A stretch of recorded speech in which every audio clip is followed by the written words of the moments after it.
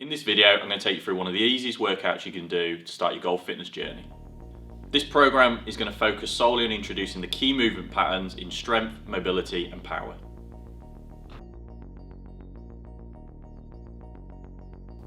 So the first exercise on the routine is going to be a bear crawl shoulder tap. We're going to start on the floor with the hands underneath the neck and together. That's really important, with the knees and feet shoulder width apart. The narrower the feet and knees, the harder it will be due to stability. From there, we're just going to lift the knees about 2 inches off the floor, no real higher, so we create a nice flat back position.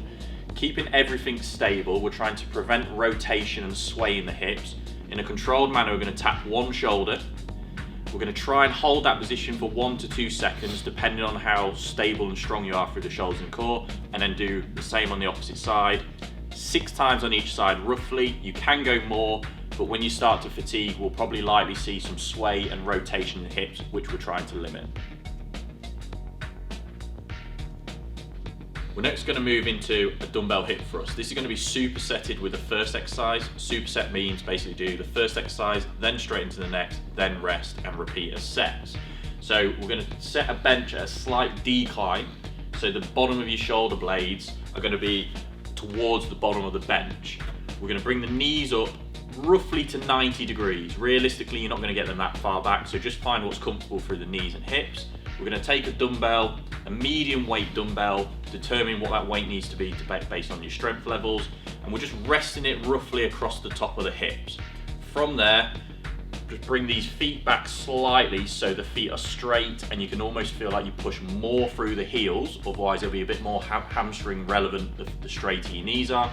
You're going to lift your hips to the ceiling, so your shoulders naturally fall back onto the bench. At the top, we can see how the hips are fully locked out. You should almost be able to squeeze your glute muscles quite tight, and then you're going to, in a controlled manner, go back to the bottom. From there, a powerful drive up, lock, 1 to 2 second pause, between 8 to 12 reps, depending on the amount of weight you're using. And the key is on the way down, we keep a little bit of control and that core stability through the spine, so we're not just arching through the lower back and losing position.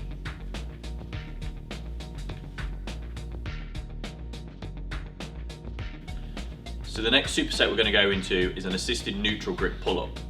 We ideally want to use the assisted version with a resistance band. The resistance band, naturally you want to start as strong as possible, so the green ones are typically pretty strong. You can even use double bands to give you more assistance, so you can hit those 6 reps. That's the target. We've got it hanging down, start on a bench, so you're going to put your knee bang in the center. It's really important you get it fully in there and you keep your knee flexed, otherwise that band can slip out. The neutral grip is this position, okay? So we're starting with that because that is the easiest version to do with the pull-up. We're going to let the body hang, and the key is to do it in a controlled manner so there's no sway. From that position, you're going to drive as powerfully as you can to the top, lock it out and come back down in a straight line. The key is when we pull as hard as possible from the bottom, the band will give more assistance, so it'll actually help you get to the top easier. And the target is to try and almost feel like you're driving your head through the ceiling, squeezing your shoulders at the top, keeping that control. What we don't want to see is jerking it up and starting to sway and lose body position.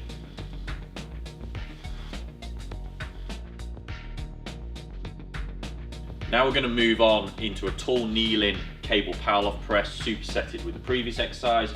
As you can see, we're stood as tall as possible on the knees with the hips fully locked out. The back feet are roughly hip width apart with the toes deep into the floor. We're going to take the cable that's set up roughly chest height, bring it in tight to the body. We're going to press forward in a straight line, making sure that we keep our hips fully locked out. We don't round the upper back. And we keep stable throughout the motion, 8 times in each direction.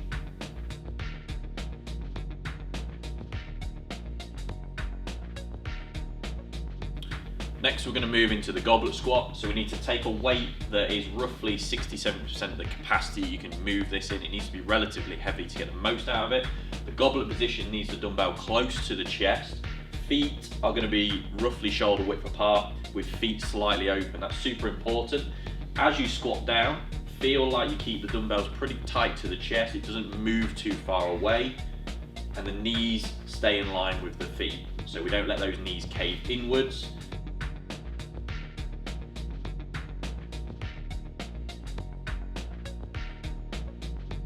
And we don't lift the heels. If you do struggle with lifting the heels a little bit and keeping the depth control, you can raise your heels on a couple of plates just to help that ankle mobility and get the depth a little bit cleaner. So now we're going to superset this with a squat jump, more of a power-based exercise. Similar setup with feet and knees the same width apart. We're going to do a vertical jump where we're trying to feel like we jump through the ceiling, getting as tall in the air as possible. We can use our arms to create a swing of momentum.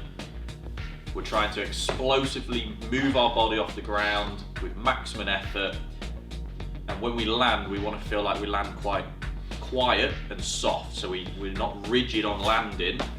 So you see how we can absorb the impact as opposed to landing quite stiff-legged and loud. Okay, so we want to take as much stress off the knees and ankles and hips when landing and to be as explosive in the air as possible.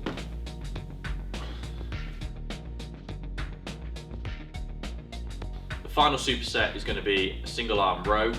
We need to take a bench or a box that's going to be roughly about knee height for you.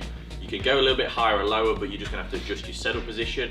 Start stood upright, and we need to hip hinge into the bench so the opposite hand naturally comes on the bench, and we keep a nice flat straight back. We're going to just take the weight off the floor so it's supported. We set those lats so they're nice and engaged, the spine's neutral. We're going to powerfully drive the dumbbell up, feeling like we bring the elbow towards the ceiling and almost slightly backwards, so a slight diagonal pull. We should be able to almost squeeze the lat muscle at the top, and then on the way down, keeping some control, we're essentially reaching that to the floor and powerfully driving back up without losing shape. What we don't want to do is round the back and rotate at the top and lose spinal position. So the final superset is going to finish off with a forearm plank to press. As you can see, we're starting in a plank position on the forearms. Feet are roughly hip width apart. You can go a little bit wider if you struggle with a bit of strength. Hips are level, so we're almost trying to create pretty much a straight line from sort of the back of the head to the back of the hips. We almost want to feel like we squeeze our glutes nice and tight to lock in that core area. From there, we're going to drive powerfully up onto the hands into like a press up position. Again, hands want to be roughly shoulder width apart. We're then going to, in a controlled manner, return to the start position with the key of not letting the hips dip really low or raise in the air. So we're trying to reduce as much rotation of side to side of the hips. Couple of second hold in each position. Really focus on driving up with plenty of power if you struggle with a little bit of strength. Aiming for 8 repetitions, 1 rep up, down. If you enjoyed this routine, you can get access to the full 12-week program through my Golf Fitness app through the link in the description.